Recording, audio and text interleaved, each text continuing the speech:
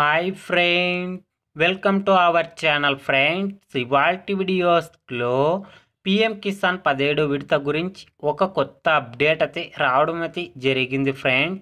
ఆ అప్డేట్ ఏంటో మనం ఇప్పుడు ఈ వీడియోలను అయితే తెలుసుకుందాము. మీరు ఈ వీడియోని ఎక్కడ స్కిప్ చేయకున్నట్ల చివరి వరకు చూడండి ఫ్రెండ్స్. అప్పుడైతే నేను చెప్పేది మీకు అర్థమవుతుంది.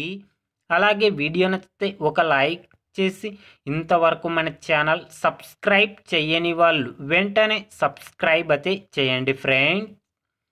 కేంద్ర ప్రభుత్వం పిఎం కిసాన్ సన్మాన్ నిధి పథకం కింద అర్హత ఉన్న రైతన్నలకు ఏడాదికి 3 విడతలుగా 6,000 రూపాయల చొప్పున డబ్బులు జమ చేయడం అయితే జరుగుతుంది.